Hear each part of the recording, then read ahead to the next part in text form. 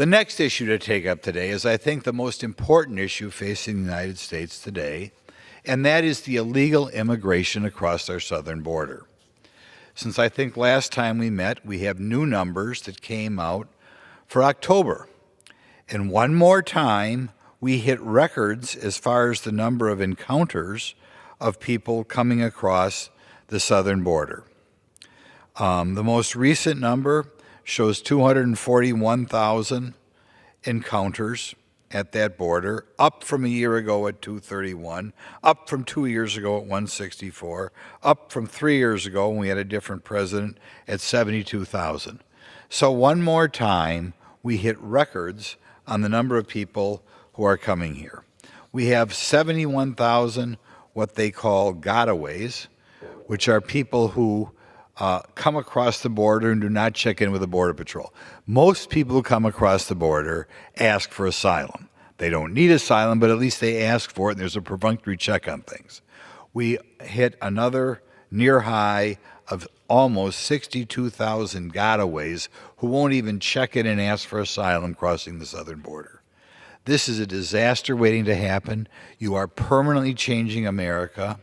Our forefathers anticipated that America be a country for moral and religious people. We have no idea what the background of these people is. Are they going to stand with our Constitution? Do they understand the natural ideal that our forefathers thought, in that they wanted independent people coming here, not people who would view the government as something to give them, give something to them?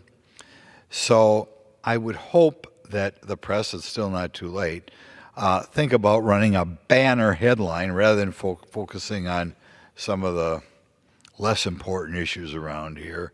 Say one more time, educate the American public. We one more time are getting near records in our country. When you look at, by the way, migrants who stay here, not just encounters, but who stay here, they're estimating 235,000 in October. A year ago, it was 178,000. So what is that? It's about a 30% increase, more than a 35% increase over last year. Doesn't that merit a banner headline, given that Joe Biden isn't kicking hardly anybody out? And if you look 2 years ago, again, under Joe Biden, after he's president, that number was under 100,000. If you look 3 years ago, when it was the end of President Trump's term, it was about 19,000. So from 3 years ago, in October, when we had a different administration, we have gone up by about a factor of 12. Think about that. 12 times as many people crossing the border in October of this year compared to October 3 years ago. America had better wake up, or we are going to lose this country. And I should point out that it is not, I sometimes hear people back home say, "Oh, Glenn, we must let some immigrants in here. We're a country of immigrants." I, one more time, attended a ceremony in Milwaukee of over 250 people in one day in one city who were sworn in to be new citizens. We are now swearing in over 1 million people a year that do things right, that are vetted, that we know they're not breaking the law, that almost always they have jobs, sometimes have opened up businesses by themselves. So it's not like America is saying you can never get into America, or we're so xenophobic that we're no longer a country of immigrants.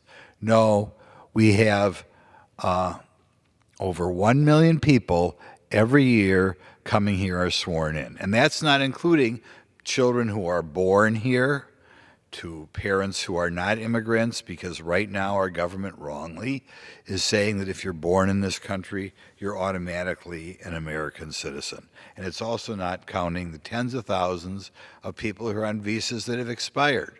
So we are flooding America with new people. And America, again, has to remember, I want to repeat those figures one more time. In this October, compared to 3 Octobers ago, we have about 22 times as many people, 12 times as many people coming into this country and being let in across the southern border than were in that short period of time ago. So I encourage America to wake up. There's one more issue I would like to address. So the American public is aware that when we put together what I think a normal person would refer to our budget, we try to break it into 12 different parts, which we call appropriation bills. And the Senate has an appropriation bill, which we're trying to get them to break things up. And the House has 12 separate appropriation bills. And then negotiations take place between the House and the Senate to see what the new law will be. Now, there are a variety of things that the press should be paying attention to in these bills. A lot of things are details with regard to spending. We have to remember that right now we are borrowing about 22% of our budget, so I hope all Americans are paying attention as debates are being had over every item in that issue, every item in these appropriation bills as to whether we're spending more or spending less. Because remember, the reason we have these high interest rates, which are making it almost impossible for young people to buy a house, is because of inflation, which comes from excessive spending. So that's one thing to look up. But the thing I'm going to address today is in almost every one of these bills, there are efforts being made to increase the number of bureaucrats who are involved in diversity. In other words, people are going to get in these agencies, and rather than doing something productive, they're going to stick their nose in and say, when we hire somebody, when we promote somebody, when we fire somebody, whether we give somebody a grant or not, one of the things to look at is that person's ethnic background. This is an incredibly divisive thing to do.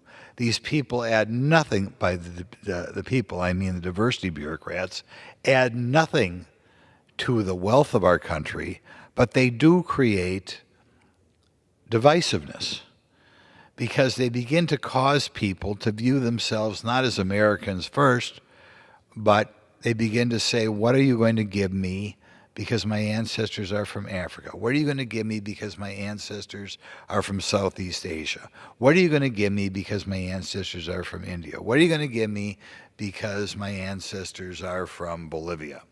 A very dangerous thing to do, also something that's going to result in kind of lower standards, because rather than just saying I'm going to hire the best person for the job, you begin to look at people's ancestry. But there are going to have to be debates on every one of these 12 bills in which we say, are we going to let new committees in these bills? Are we going to let new bureaucrats into these bills who use their power to judge people solely by ancestry? And I hope that, again, our press corps, which is sometimes missing the boat on these issues, and in there I'll even include the conservative press corps, I hope that they pay attention as each one of these bills move forward. And since now is the time of year when we appropriate money, in other words, now is the time of the year when we spend money, are we going to allow an increase or any of these diversity bureaucrats to be hired? Nowadays, you're getting college degrees in this sort of thing, saying I'm going to spend my whole life trying to divide people and trying to cause Americans to view themselves as an ethnic group from a country where not only their parents or grandparents or maybe even great-grandparents have ever stepped foot in, right? We're going to identify, as I talked about Bolivia, we're going to identify as Bolivian even though I may have never seen Bolivia, my parents never saw Bolivia, my grandparents never saw Bolivia.